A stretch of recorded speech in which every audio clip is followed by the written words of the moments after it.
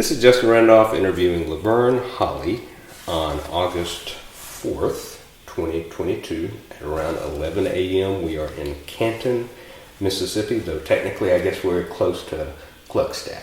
Yes. Is that how you say it? Gluckstadt, yes. Gluckstadt. That's correct. Okay.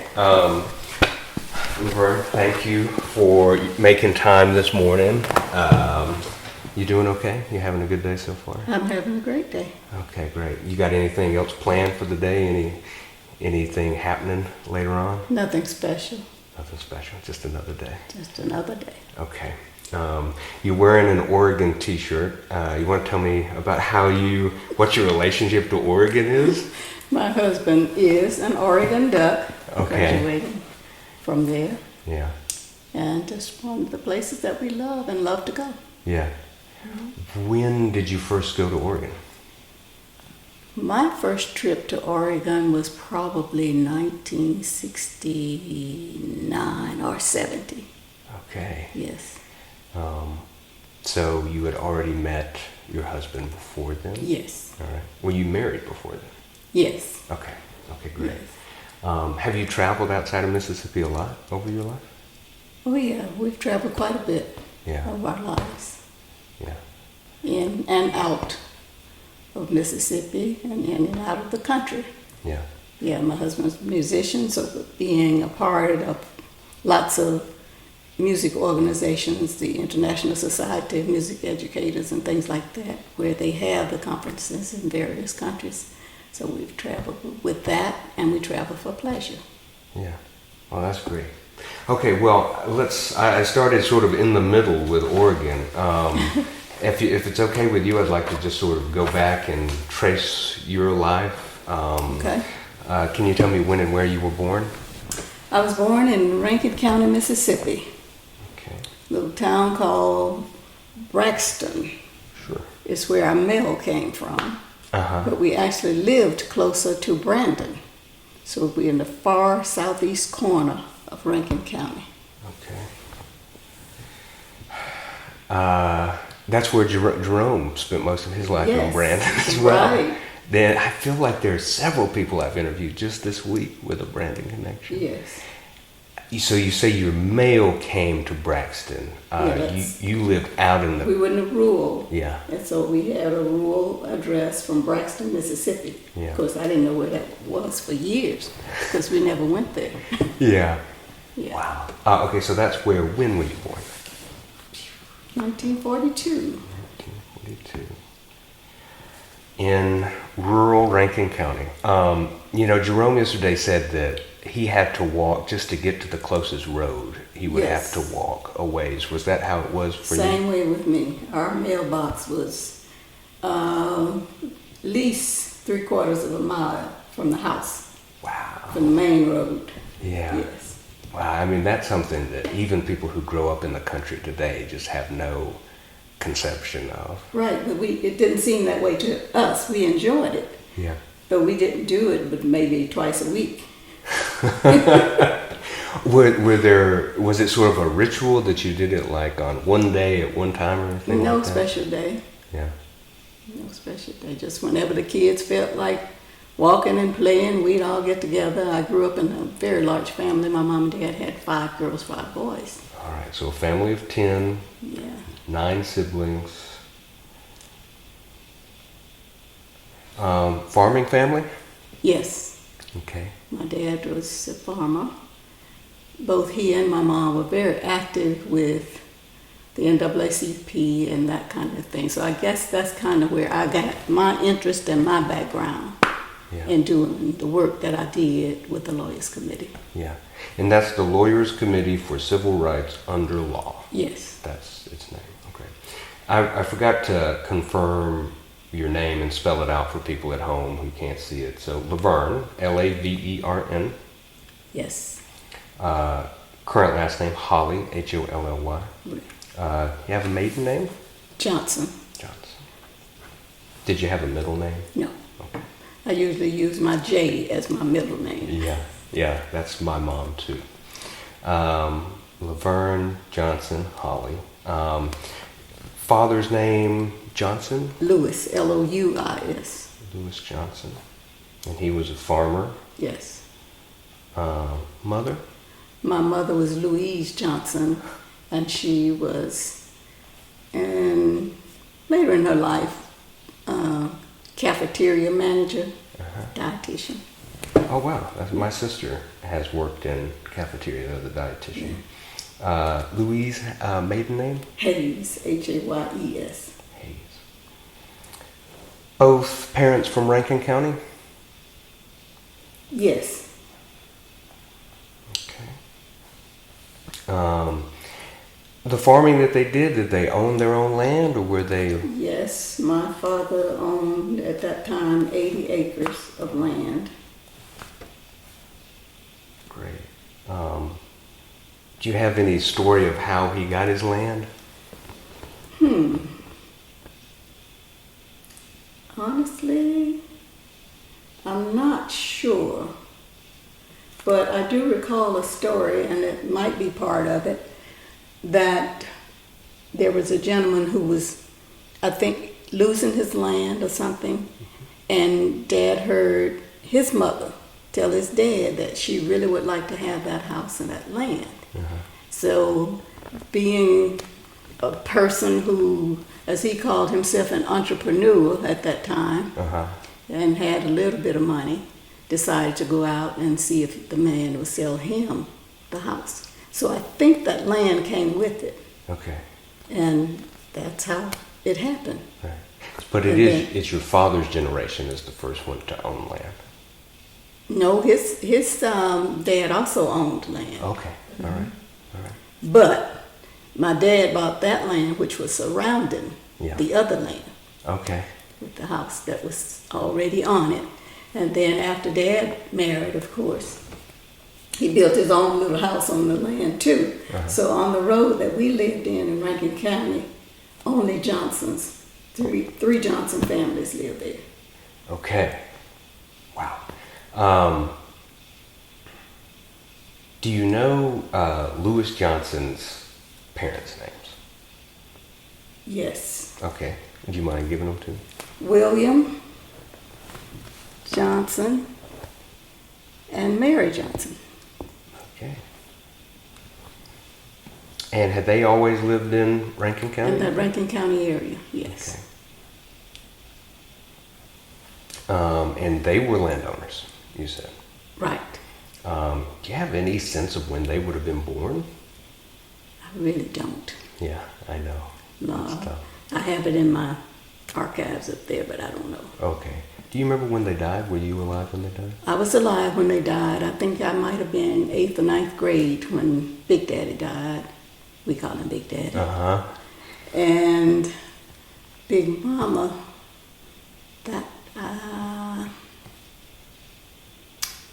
my daughter had been born when Big Mama died, so even she knew her. That might have been late 60s, maybe 69, but it was in the 60s. All right. Wow. Did your parents get their NAACP affiliation from the generation before or anything like that you can? I don't think so. Yeah. My dad met Mega Evers. Okay. And they became friends. And he helped him to organize the branch in our local community of the NAACP. Yeah. So would it have been the Brandon branch, the Rankin County branch? That part I'm not sure about. Yeah. But there was really only one, it sounds like. Probably. Yeah. Wow. Okay. So Louis Johnson, Louise Hayes Johnson, your parents, farming on 80 acres of their own land. Do you know your mother's parents' names? My mother's parents were Nathaniel and Desiree Hayes. Nathaniel, and can you spell grandmother's name? Dessaree. Okay. Dessaree. Desiree Holmes. Hayes. Hayes, I'm sorry. Oh. Hayes. Okay. Were they also from Rankin County? I think, well, my grandmother, Desiree, was, but I think my granddad was from Simpson County. Okay. He was from down in McGee, Mississippi. All right. So generally South Central Mississippi. Yes, all in the same area. Okay. Wow. Close proximity, anyway. Yeah. Were they from similar means? Did they own their own land too? Yes, they did.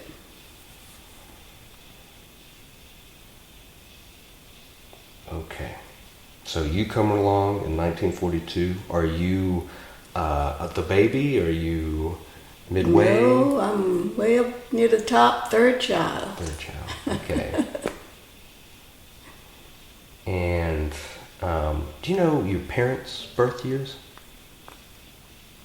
1919, I believe, and 1921. Okay. All right. Thanks for helping me paint the picture here. And it's tough to keep the timeline, but this is great. So both born after World War I, own farmland. Do you mind talking a little bit about the NAACP?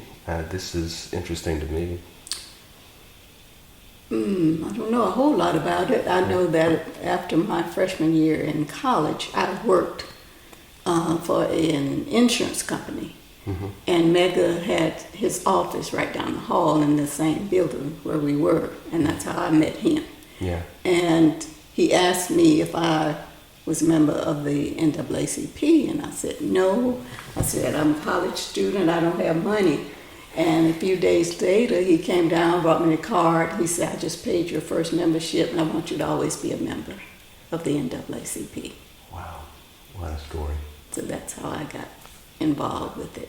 What did that mean to you that he would do that? Well, it was kind of special, just very special. Yeah. So that's how your parents through you? Well, I didn't even know at that time that my parents knew him. Oh, okay. I really didn't, and I don't know that they had met him at that point or not. Because that would have been 1961 when I met him. So, Yes. 1961, you meet Medgar Evers 2 years before his own death. Yes.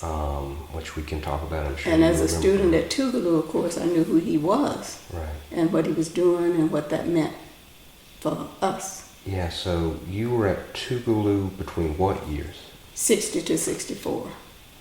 Those pretty big years. Yeah. We were involved in a lot of things. Yeah. And there's a Connie Slaughter Harvey connection here that you mentioned at dinner the other night. You knew her older sister who was at Tougaloo at the same time. Right. What was her name? Cheryl. Cheryl. Okay. So yeah, there's a big Tougaloo contingent here. When did you graduate high school? 1960. 1960. And which high school? I attended a small school. You probably passed it on 49, Piney Woods. Oh, yes, I did. Private school. Back in the day, that was had a very good reputation. Yeah. And so all of the girls in the family went to Piney Woods at some point. Okay. I think I might have stayed there longer than any of them because I went from 7th through 12th grade. Okay. Did Piney Woods offer from like kindergarten or first grade up? Or Yes. It did. At the time I went, they offered, excuse me, from first grade through junior college. They were, excuse me, they were a junior college at that time. Yeah. And my older sister, one of my older sisters, graduated junior college the year I finished high school. Yeah. And I didn't want to be stuck at Piney Woods by myself, so Went to Tougaloo. I went to Tougaloo from there Okay. instead of staying there for college. Wow. What was there a particular reason why your family went to Piney Woods? My grandfather knew the president. When he first came and established that school in 1909, he went in the community looking for students.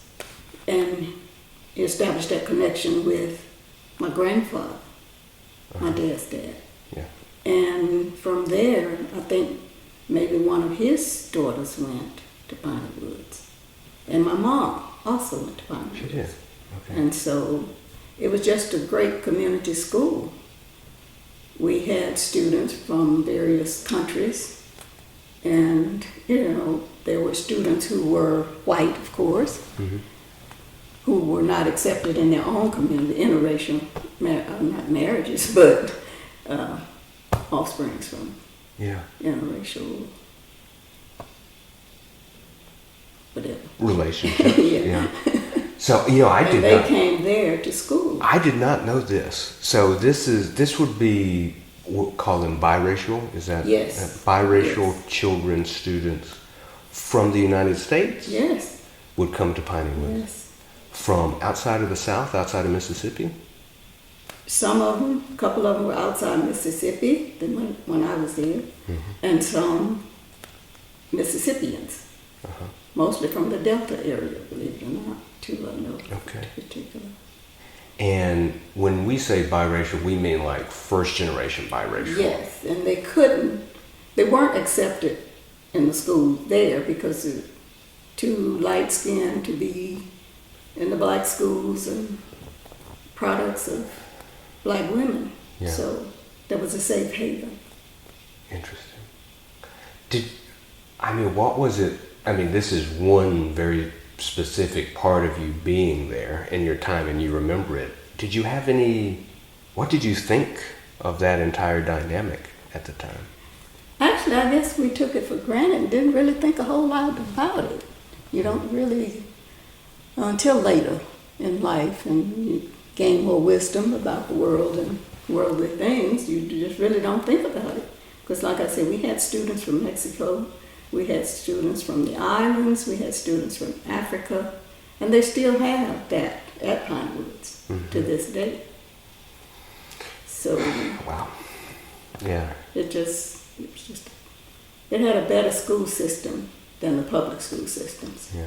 Because in the public school systems, you had to take the bus, you had to ride a very long way to get to the school. And Yeah, because that's a ways from where you were, right? Yeah. Yeah. And you only had just the one school that kids had to be bused. Yeah, and it's not a boarding school, right? You don't stay there overnight or anything. Pine Woods is. Oh, yes. it is. Okay. It is, yes. Yeah. It was a boarding school. Could you compare it to any other school you've heard about? in I the didn't know country? to do that. Yeah. No. Yeah. But now in hindsight, could you? Is it like anything else? It was so different from listening to public school students at that grade level. It was nothing like what they had. Yeah.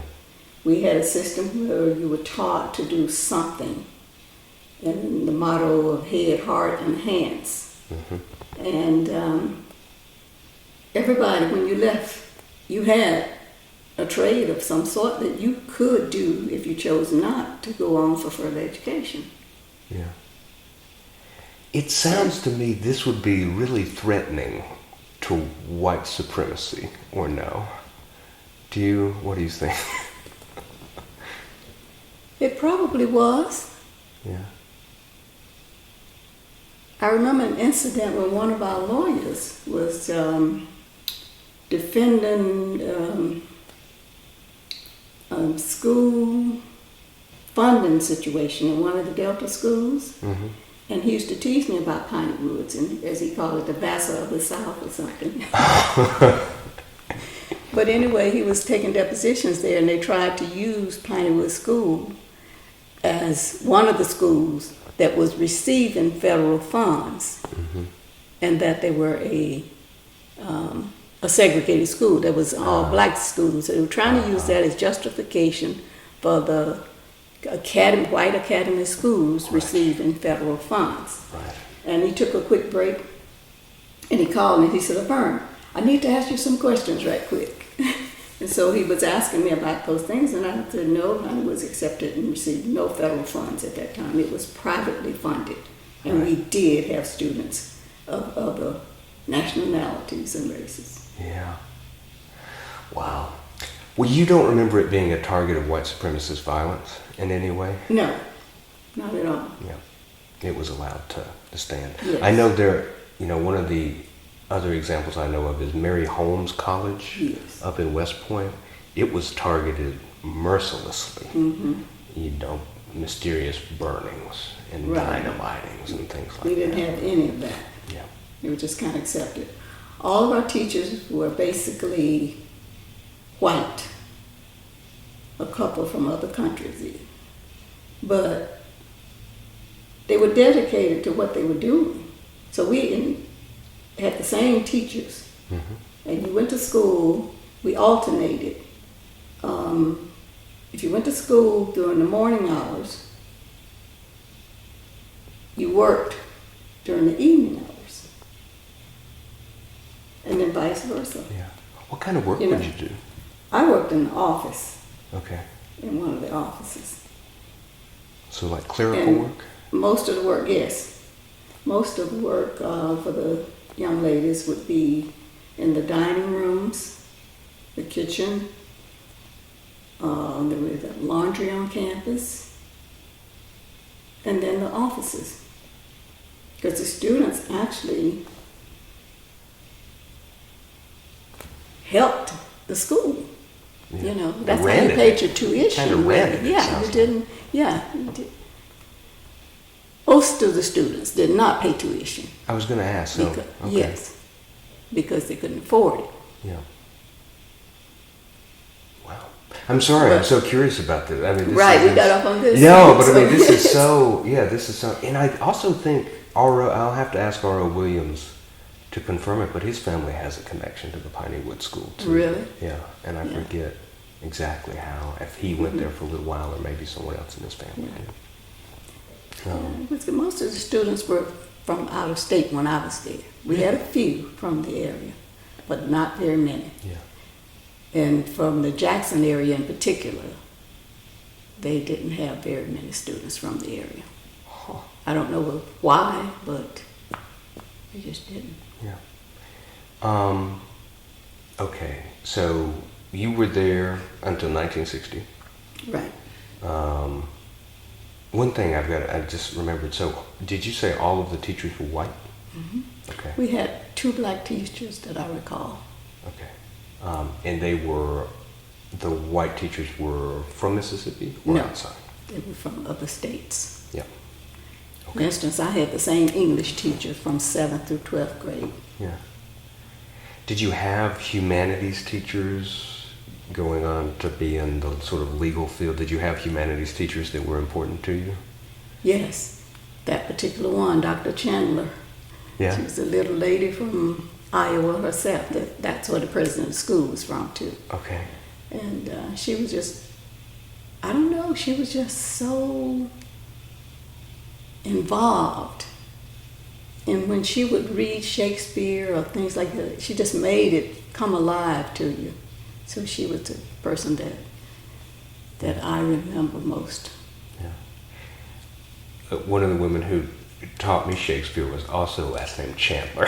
Really? Yeah. Oh, wow. She was from, as far as I know, Alabama forever. But yeah, that's funny. Yeah, she could just read and I'm like, oh my gosh. Yeah. Even though I didn't do it like she did, I just loved all of that stuff. Yeah.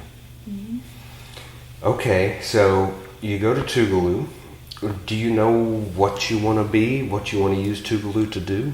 No, I didn't. I had no idea what I wanted to do when I went to college. Yeah. I just knew I had to go to college because my dad said, no, you will go to college. Did he go to college? No, my dad was a high school, he says, probably a grammar school dropout. He swears he finished 6th grade maybe. He Yeah. said maybe. Yeah. And that was just, but he was a very smart man. Uh-huh. He was well read, he loved to read, and he educated himself in life. Yeah. And it sounds like he expected you all to. Yes, to do even better. Yeah. Okay, so And we did. you weren't really at Tougaloo of your own volition. It's, No, it sounds I like. used to cry and call my mom every day because I wanted to go home so badly. Oh no! What was it that was so alienating? I don't know, I guess I was tired of being away from home. I've been away from home because I was close to home when I was at Piney Woods. So mother could come all the time. And I don't know, I just wanted to be at home, I guess. I don't know what I wanted. Yeah. I was by myself, first of all. Yeah. I didn't have sisters with me anymore. Yeah. Yeah, no, you had been around family, even in education. Right. Before. Yeah. Okay. Were the classes fulfilling or enjoyable that you remember? At Tougaloo? Yes. Oh, yeah. They were. Did you settle on a major as you went further on? I did not. I always thought that I wanted to go to the Peace Corps. You laughing? Why are you laughing? I don't know. Because I just wanted to travel. Thought I could help people. Yeah. I just had this vision in my head of doing something for people. And I saw the Peace Corps as one of those types of ways to do that. Yeah. Do you remember how you learned about Peace Corps? I do not. Yeah. Do not. Do you remember it being associated with any sort of public figures at all? So not John Kennedy or no, I really Sergeant have, Shriver? and it might have been, but I Yeah. just have no knowledge of it now. I don't But remember you- how or why. You just knew it as the Peace Corps. Right, somebody probably presented it at some point in my life, but I just don't remember Yeah. who and how or where. Was there any place in particular you wanted to travel to? No, Just wanted to go. just wanted to go. Okay, so Peace Corps was on the horizon.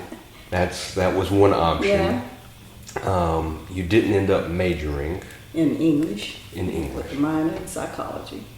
Okay. Was there anything about English in particular? No. No. I think I chose that because what I was learning at Tougaloo in English I'd already had at Piney Woods. Are And you it saying was it? kind of easy for me. Yes. Yes. Sounds like it was it? Yeah, it sounds like you were really prepared for college at Tougaloo, almost to the point where you were repeating some of the same stuff. But during that freshman year, yes. Yeah. Wow. Yes. That's probably why I goofed off. All right, tell me about goofing off. What? Okay, no, shaking off that question. But did you have a social life in college? I mean, it sounds like you were sort of lonely and isolated, but No, I had a social life. okay. What did that look like?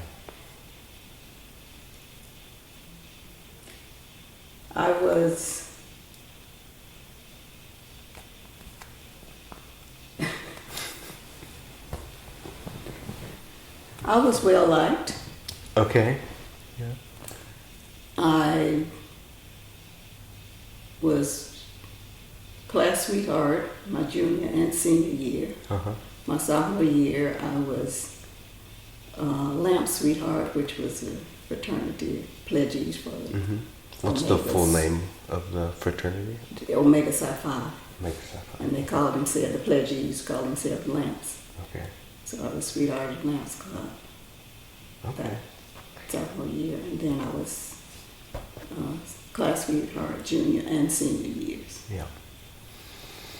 Okay. So you were on. You had a social life on campus. Sounds like were there boyfriends? Not so much. Yeah.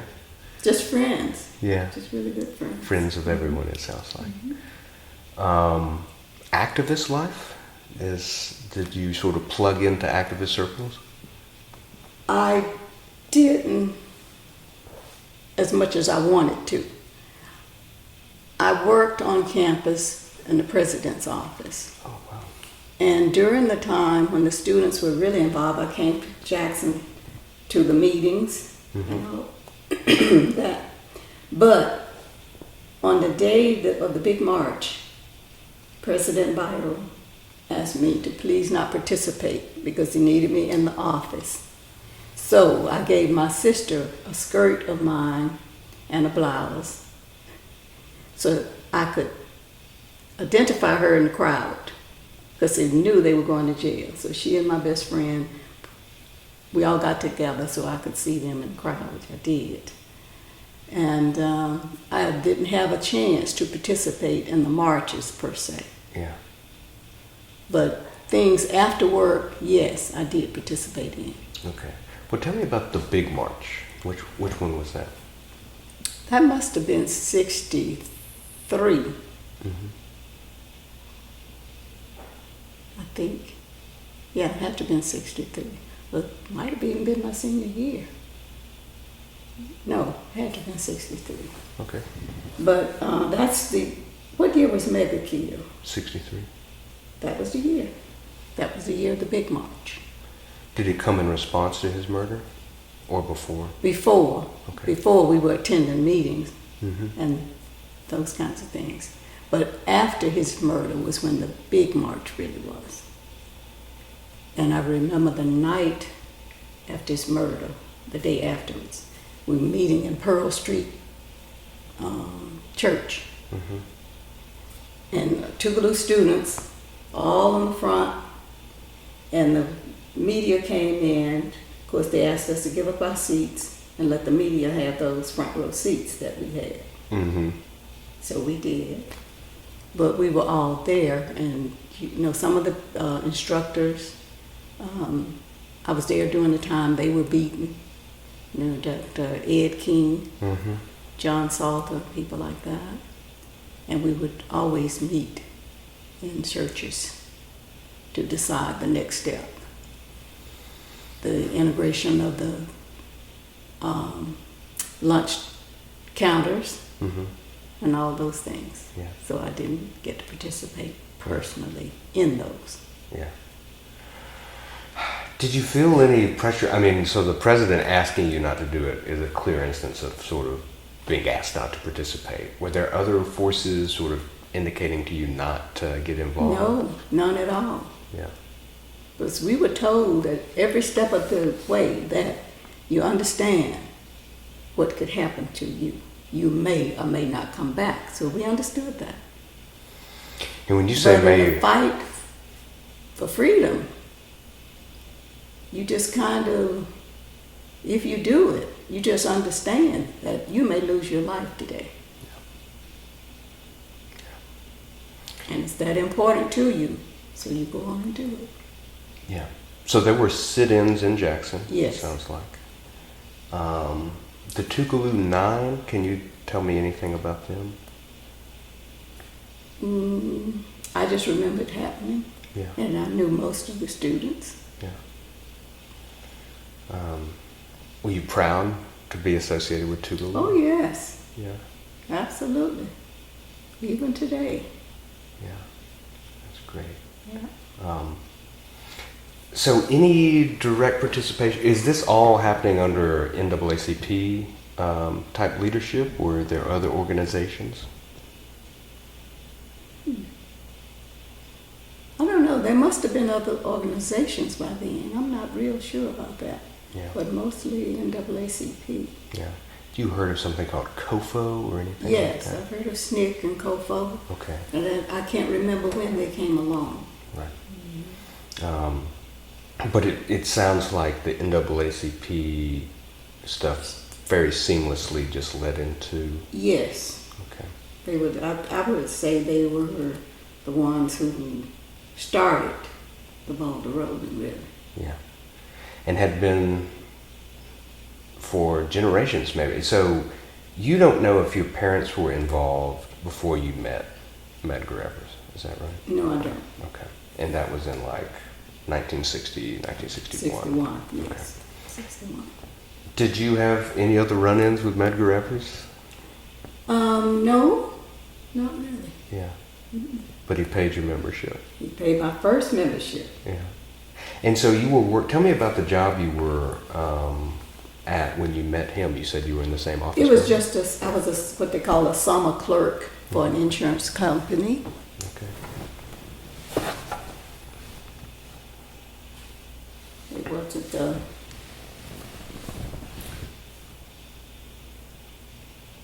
a long-term job. Yeah. Yeah, just for for the summer. Okay. That's so funny though, but it allowed you to sort of run into Everett. In fact, it was in that same building that we were in the other night, Masonic Temple building. There were offices upstairs. Really? Yes. I didn't realize that. I knew he was sort of around that area. Wow. In that area, that's where the building was. Yeah. Okay, so how did you get, what's your path to sort of the legal profession? I really don't know. Yeah? My sister worked at the Lawyers Committee. She was the first one that was hired when they started the Lawyers Committee in Jackson. She was teaching here, and somebody called her and asked her about working at the Lawyers Committee and what it was all about. And this is the same sister who was active with the marches and stuff, and did go to jail, Right. by the way. Who got the skirt, right? Yes. Yeah. And so she quit her teaching job and went to work for the Lawyers Committee. Wow.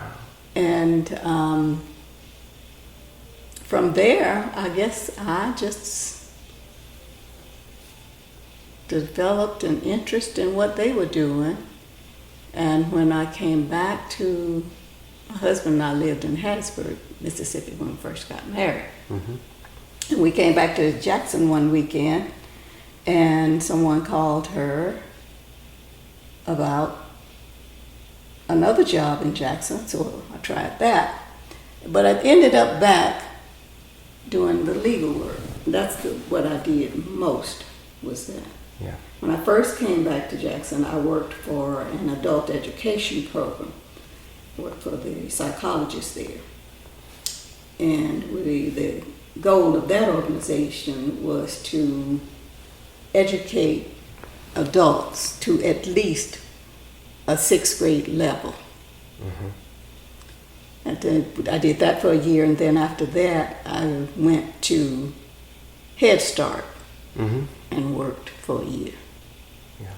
And from there I ended up at the Lawyers Committee when my sister called and said, they need somebody down here, do you want to work? And she knew I was off on maternity leave, and I always stayed with my children for the first year of their lives, so she knew my son was about to be a year old, and so I did. Went to work for them. I liked it, and I stayed there. Wow. Okay, let me get some follow-ups on all that. What was your sister's name that was so active? Betty. Betty? And what was her last name in Johnson. these years? All right. Betty Johnson. And you worked at Head Start, so about when would that have been? Let's see. Came back to Jackson in 60s. Probably 68. Okay. And you did that for a year? 67, 68. That's Okay. when it was. Yeah. It's funny to me because that was, Head Start, in some ways that was sort of like a domestic Peace Corps. And it was run by some of the same people who ran the Peace Corps. So it's a funny connection. And what was the adult education job? What was that called? It was called STAR, Systematic Training and Redevelopment. Okay. And was that another federal program, or was that a state program? It was. Okay. It was federal. And that was before Head Start? I worked there before Head Start. Right. I don't know when No, Head Start right, was, no, but right. yes, In I your worked life. there first. Yes. Yeah, and Yes. okay. And that was like the year before, it sounds like. 66, 67. Okay. So your sister starts working at the Jackson branch of the Lawyers Committee for Civil Rights Under Law. When they first started. And when did they first start? I don't remember. Yeah. Okay. But before you got there for some time. Of course. Yeah. Beth and then Sarah. Who's They Sarah? were the ones who worked there most. Okay. Is Sarah another sister? No. She was Okay. just a co-worker. When I went to work for the Lawyers Committee, there was maybe a pool of 4 or 5 secretaries. We had a pool. We were not assigned to individual lawyers, just a pool of clerical people, workers. Yeah. Okay. Wow. All right. So you got there in '68. It sounds like With the Lawyers Committee, 69. '69. And when did you end there? 80. Whew, okay. So, you've got 1 year job, and then a job that you stay at for more than a decade. Was it because it was just the job that you always wanted? No, I enjoyed it. You did. And I've always believed that whatever you do, you need to enjoy it. If you have to work during your lifetime, you were not born with that silver spoon in your mouth, you must enjoy it. Yeah. Or don't do it. Otherwise, you'll be miserable the rest of your life. That's just kind of my theory. Yeah, that's a good theory. What would your everyday sort of work life look like at the Lawyers Committee? It was good. It was hectic at times. Just seeing people coming in with so many problems that, all about race, of course, who had been beaten and for doing what they thought was the right thing to do. And just to kind of sympathizing with them. Mm-hmm. And I don't know, even though I was a clerical worker and doing typing and all that all day long, you couldn't help but have some kind of sympathy for these people. Yeah. But I enjoyed it because I knew in the end what we were doing was for a greater good, not just that one individual, like you're talking about the Highway Patrol case. Mm-hmm. That's going to help a lot of people, not just the people who filed the lawsuit. So it was just interesting work to me. Yeah. Okay, so let's see if we can get some categories of the types of cases you got. You've named a few. It sounds like police brutality. Yes. Okay. Integration for the city of Jackson with the police, fire, and what other department? Maybe just the two of them. By this time, we had been assigned to lawyers. Mm-hmm. And of course, I worked with Frank Parker. Frank was active with that Highway Patrol case at one point. Mm-hmm. Okay. And we had lawsuits against organizations that employed multiple people but had no blacks. Mm-hmm. The Mississippi Cooperative Extension Service. Mm-hmm. And like I said, the city of Jackson. Voting rights became the issue for me and Frank. Uh-huh. So we were all over with voting and up in the Delta towns challenging various things. And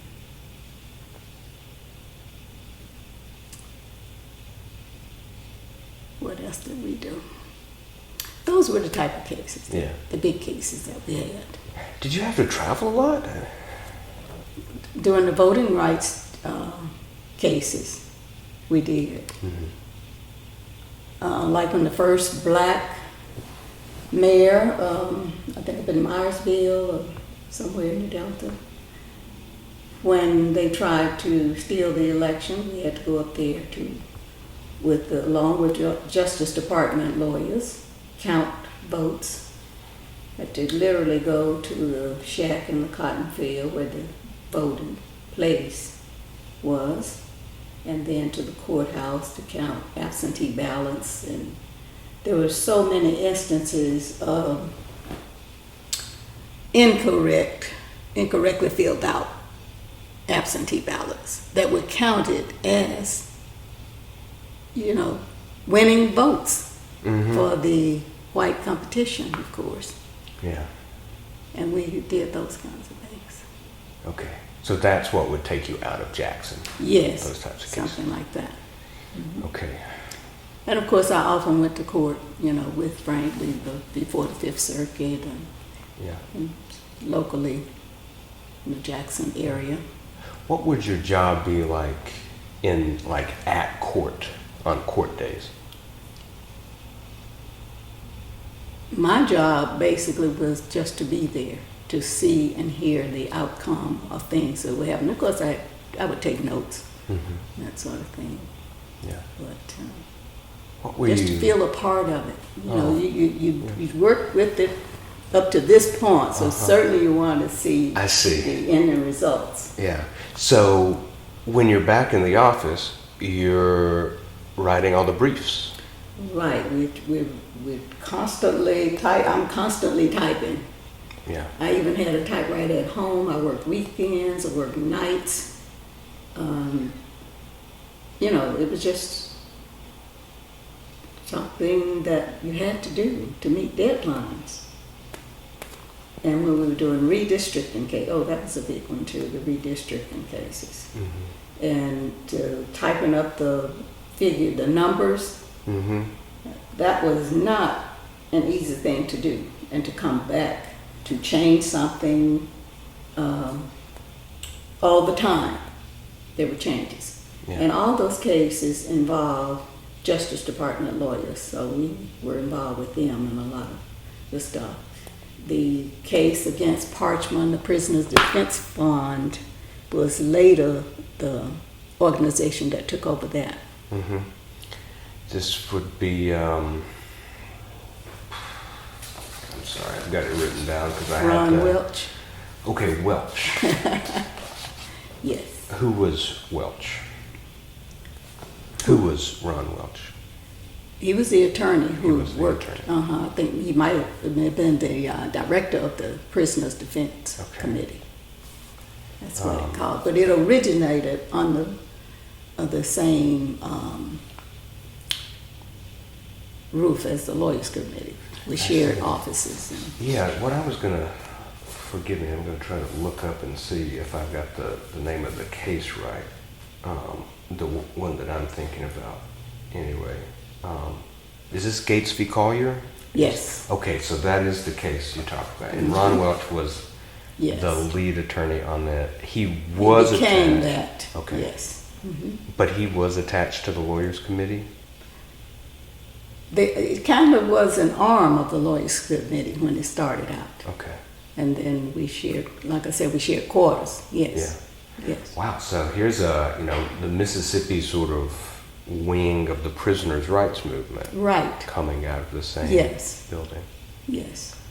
I remember traveling even to Parchman, where Frank and I had to go up and take some statements from prisoners and that kind of thing. Yeah, so in those scenarios, were you the stenographer? Were you? Yes. Okay. So you knew shorthand and... Enough shorthand and enough, what's the other one? Oh, gosh, term won't even come to me now. Speed writing. Speed writing and shorthand. A combination of the Okay. two, enough to take a statement. Yes. So you go to Parchman. What is it like? Eerie. Eerie. Very eerie. Yeah. Yes. To sit there in a room with a prisoner, a prisoner one at a time. And the superintendent sitting in the corner watching everything that you do and say.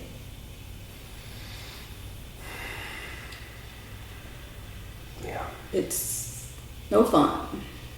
Yeah.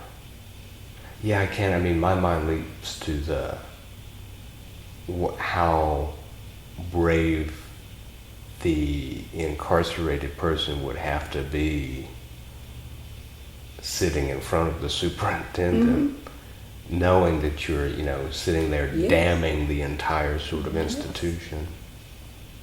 Yeah. I can't imagine what happened to them afterwards, because the things they were saying certainly were things that were true, but the superintendent, I'm sure, wouldn't want them to be true. So what repercussions they suffered, I don't know. Yeah. But it's like you're saying, that had to take a lot of courage. Yeah. I'm guessing you were glad to be off of Parchman when you got out of there. Maybe. Yeah.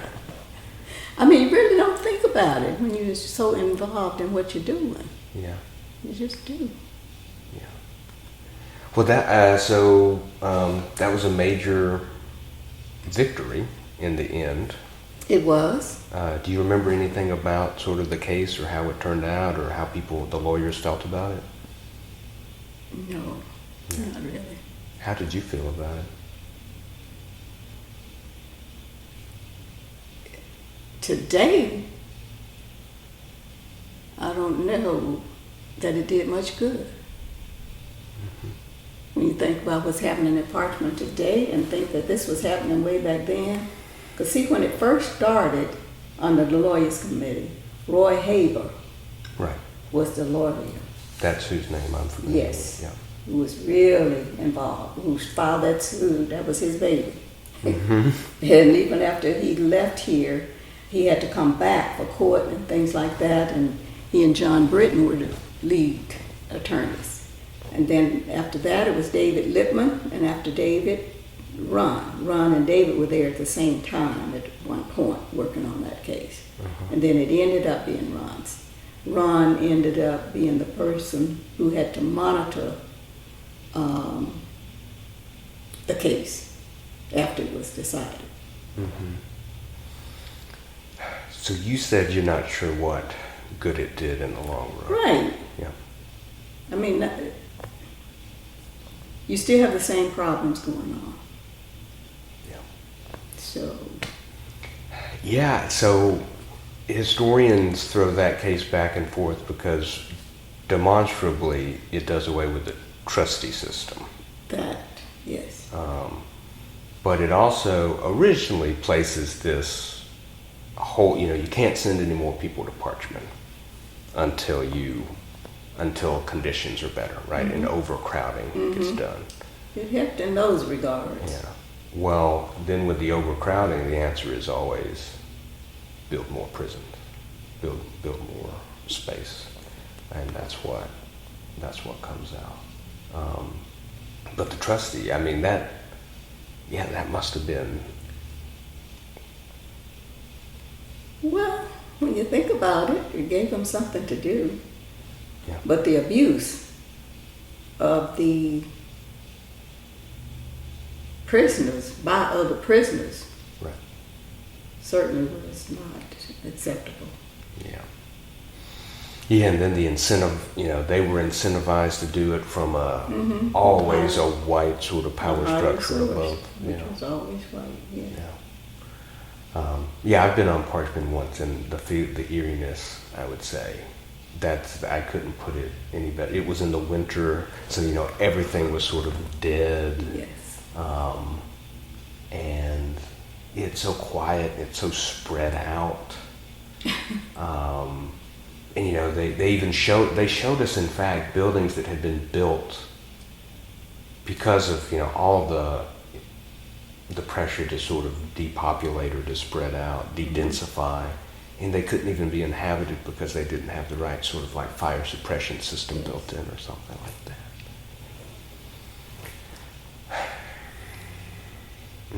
I mean, it does not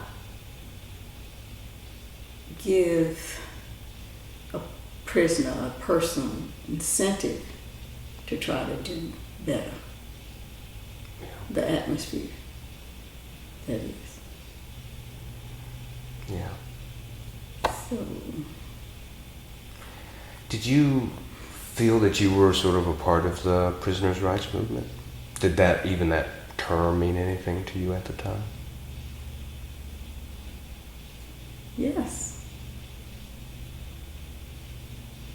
I felt a part of every bit of it.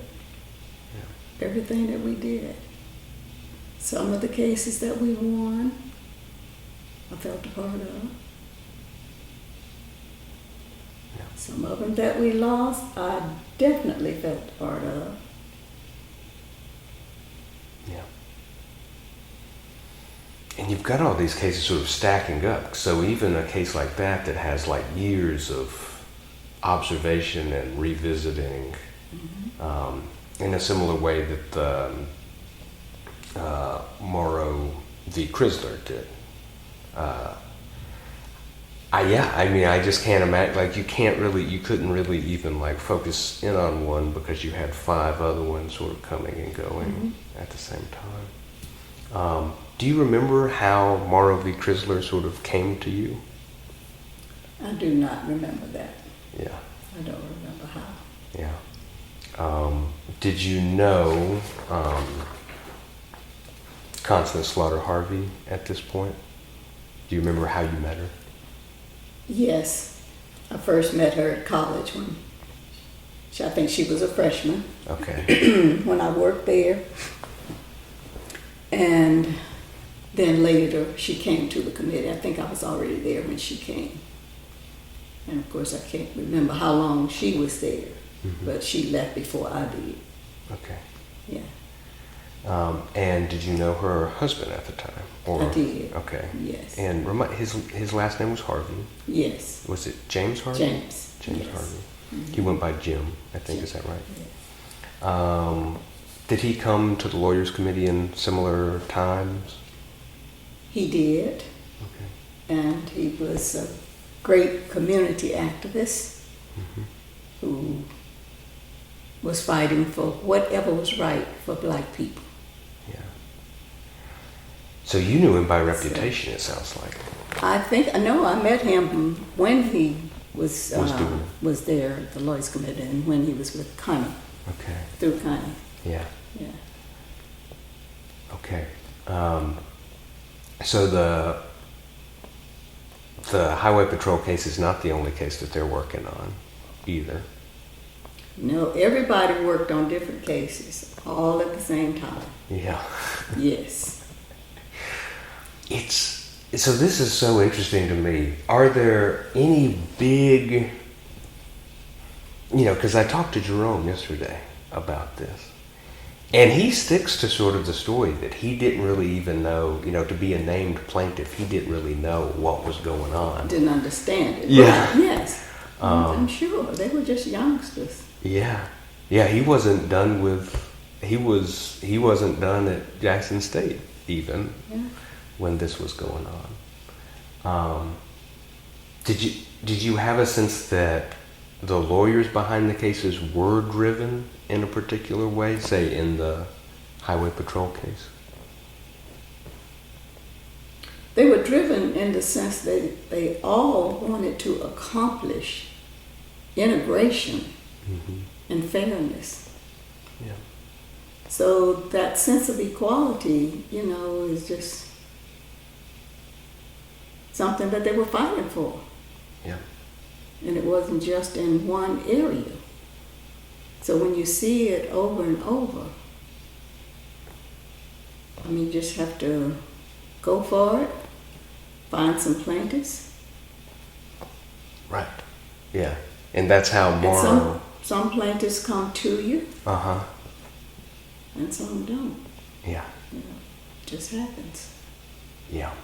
So you would say that they saw the Highway Patrol as just another sort of discriminatory employer. Of course. Yeah. It also comes in the aftermath of the Jackson State shootings. Very much so. Do you remember that? Do you have any memories? Yes, I do. Okay. I lived right down the street from Jackson State then. I could walk to Jackson State. Yeah. At that time. In fact, I had a brother there at the time, and he walked over to my house, our house, and told us what was going on because he stayed with us a few days.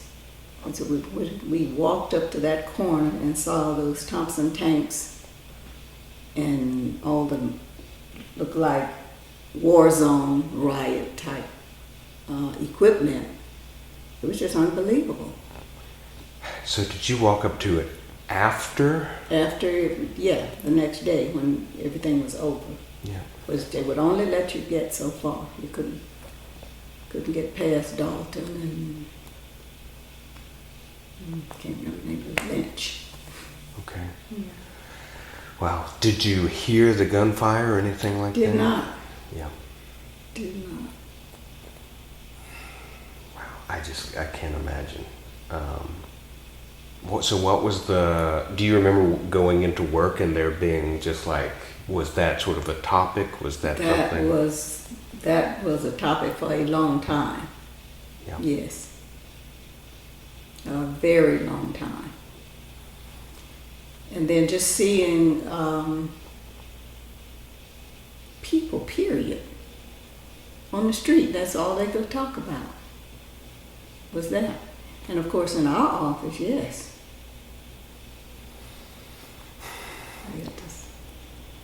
You had to interact with parents or relatives of the people who were involved. Yeah. And of course, near about the same time, if not the same time, Connie takes on, I believe, Ms. Green's or James Earl Green's mother's case. Do you remember that case? Have I got that right? Yes. Okay. I remember it. Mm-hmm. So those two things are sort of happening at the same time. Yes. Yeah. Do you remember that sort of heightening anything particular around the highway patrol? Like, did the highway patrol become a particular target after that? I can't remember because I can't remember which one came first. The integration of the patrol or the filing of the lawsuit. I think, and you've made me want to go back and double check, but I think the shootings happened first and then the lawsuit. That's when it became so important to have some black highway patrolmen and city police officers. Right, so you mentioned didn't have you mentioned that one. case too, and Jerome Mangum was a student at Jackson State when the first black Jackson Police Department officer became. Do you remember working on that case? I do. So that's a case to desegregate the Jackson Police Department. Mm-hmm. Do you remember when about that was? That I can't say. Yeah. But I remember reading in the briefs that you all did that there was actually there were 3 or 4 Jackson Police Department officers there at the shooting, at the Jackson State shooting, who were black, and they didn't shoot. Right, they were the only people in the line of state troopers, all white. Well, I didn't know that. And there were 3 or 4 Jackson Police Department guys who did not shoot. And that I just remember reading that, and as you're saying, I was trying to think of who the policeman would have been. Carter, Griselle, O'Neill. That's interesting. I didn't know that. Well, I'll find that. I mean, I'm sure you have it, but I'll find that exact sort of phrase and send it to you. So O'Neill was the guy that Mangum remembered. Oh, really? I think. Yeah. Was he the first? He said he rode a motorcycle. Yes, all the time. And he couldn't put his arms down. He was so built. And he was a muscle. Yeah. What do you call those muscle builder guys? Yeah. That's funny. Yeah. You remember O'Neill's first name? I really don't. Okay. So you named some other people, and I should have jotted them down. Do you remember?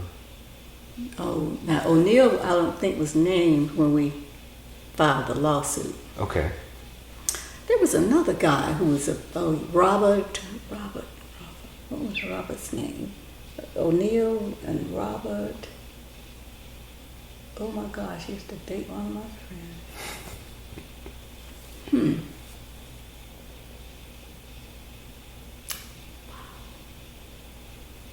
Last name won't come to me. That's okay. You mentioned Griselle, I think? Griselle, Marvin Griselle was one of the named plaintiffs in the City of Jackson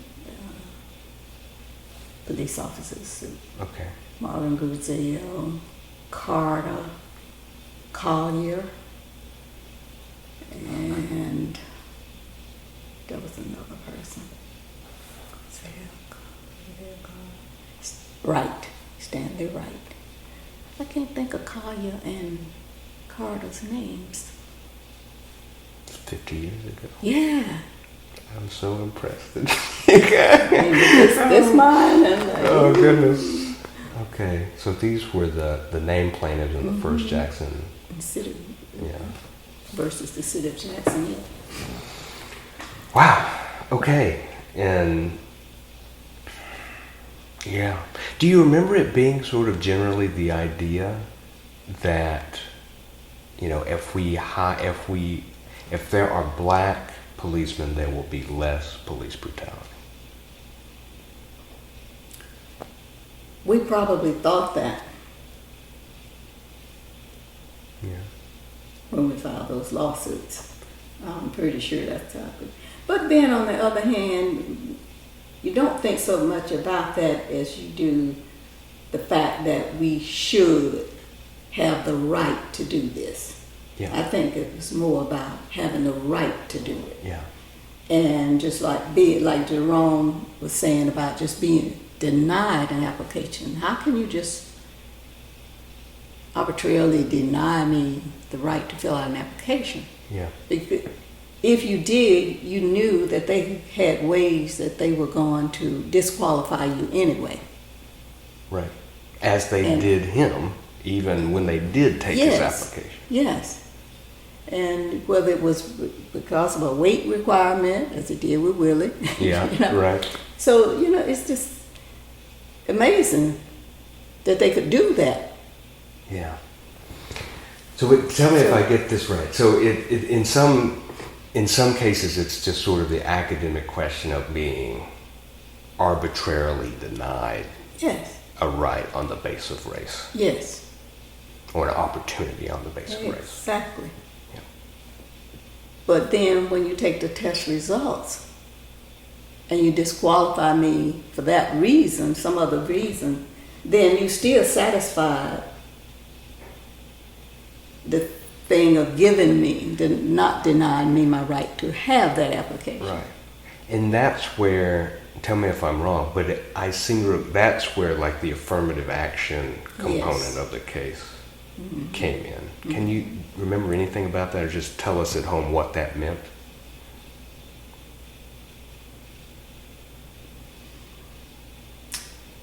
It's a tough question. I can't. Yeah. I don't know. Because so many people were against affirmative action. When you say And- people, you mean people at the lawyers committee? Just period. No, not at the lawyers committee, but in the population in general. A lot of people felt that you don't need to have anything special for me. I can do this on my own. You know, so don't accept me just to meet that criteria. Yeah. Yeah, So- sure. I mean, that, I can see even don't people know. going up for the job having like a particular feeling about, you know, don't tell me, right, that I only got this job because I am Because who I of am. rest. Yeah. Yes. But at the same time, you know, you're describing a dynamic where the white power structure could be like, oh, no, I'm sorry, you failed that test. Yes. And most of all, in the City of Jackson police case in particular, most of the failures were because of the psychological part of the test they had to have. What would that even look like? Right. A psychological... Yes, having to answer certain questions.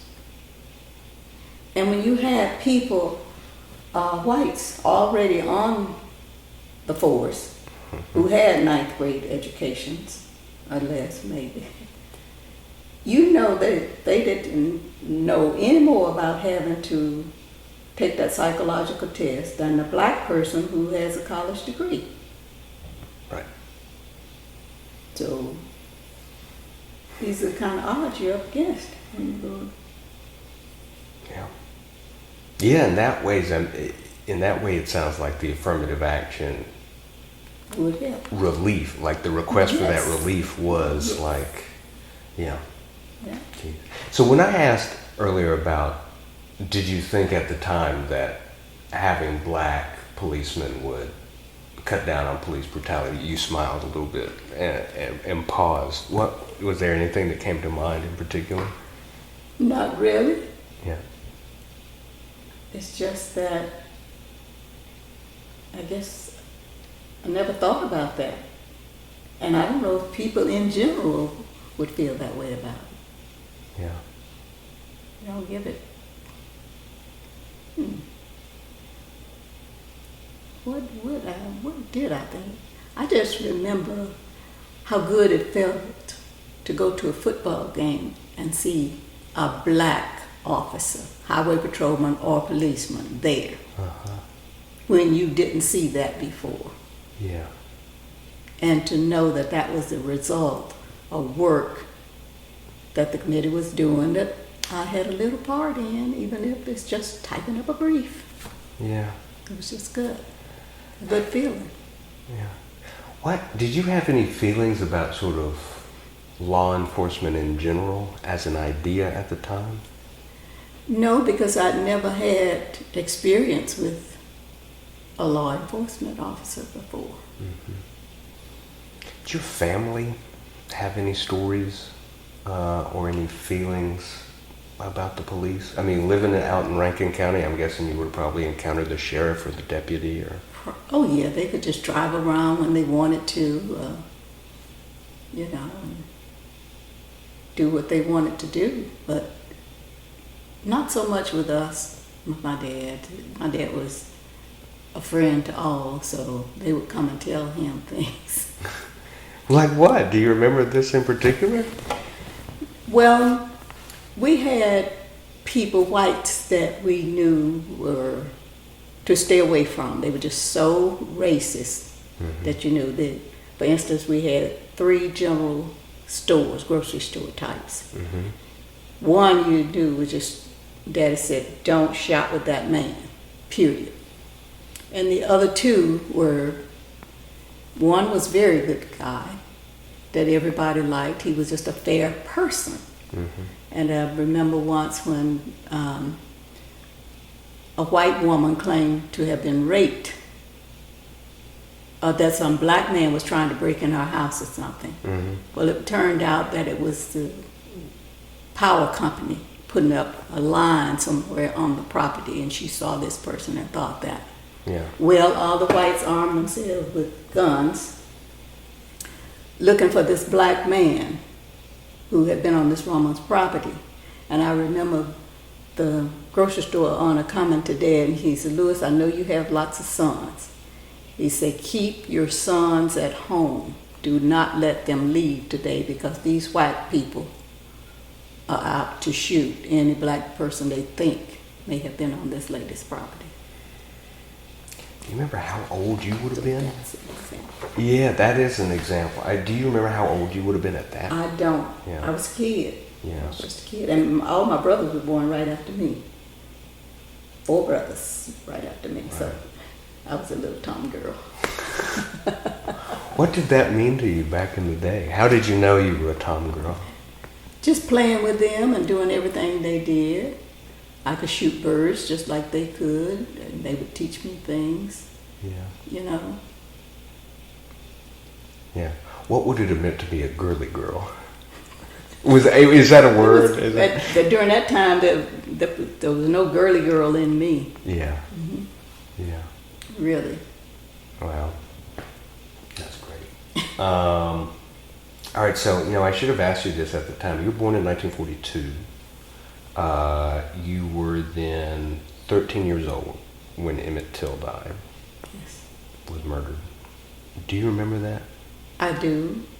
And I just remember it as being like a scary time. I don't know why. I was in school at Pinewoods then. Yeah. And it's just, as a kid, when you hear about murders or things like that going on in your community, it's just scary. And it makes you fearful to do anything. Of course, at Pinewoods, we didn't have to worry about that because we were on campus where we had guards or whatever we needed. Oh, you didn't have, you had like armed people on campus? Oh, yeah. I'm not so sure that they were armed, but you couldn't even get onto the campus without coming through a guard gate. And they still have that there. Okay. So it wasn't easy to get onto the campus, period. Yeah. Yeah, so you And so remember... it's just, you just makes you scared, that's all.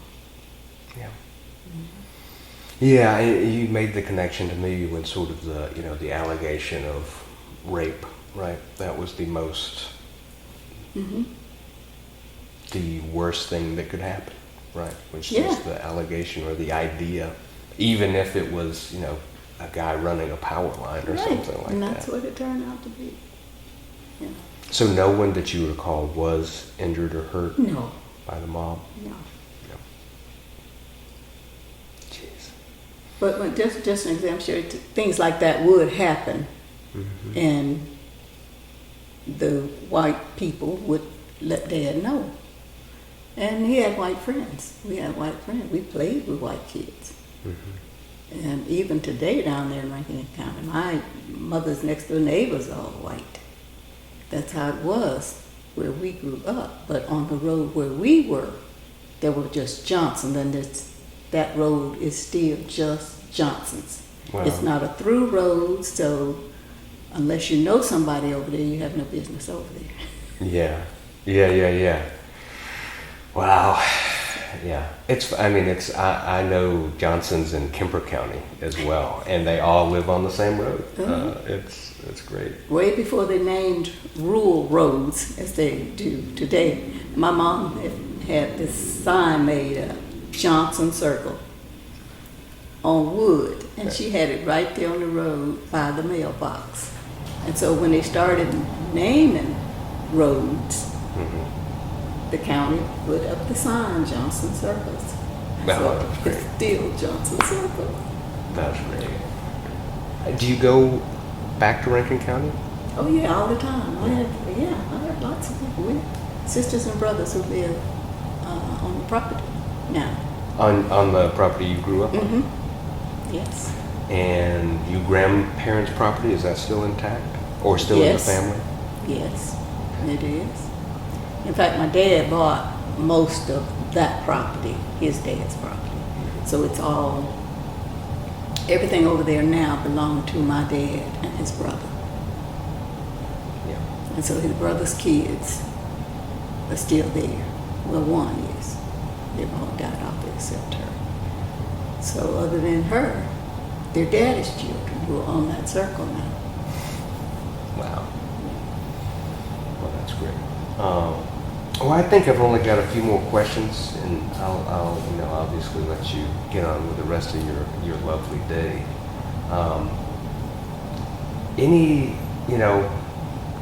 I'm so struck by you saying that, like, you didn't really think about police brutality going down when there were black police officers or law enforcement officers. And that I think you said something like, I'm not even sure that people would sort of stipulate to that today. Is that coming from somewhere? Is it sort of a place in the present where you don't think that it really makes a difference?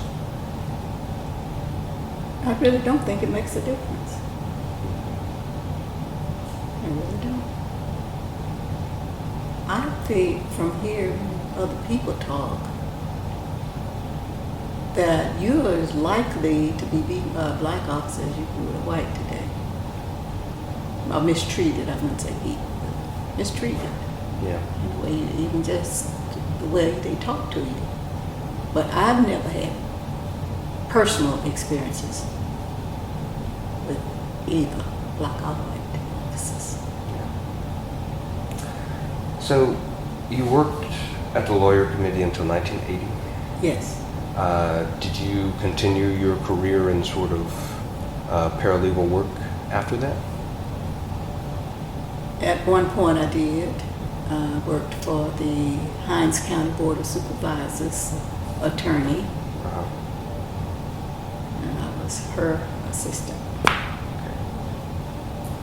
When did you retire? Now, when I left there, I retired From completely. Hinds County. Yes, It's done. and I left there in 2006. Okay.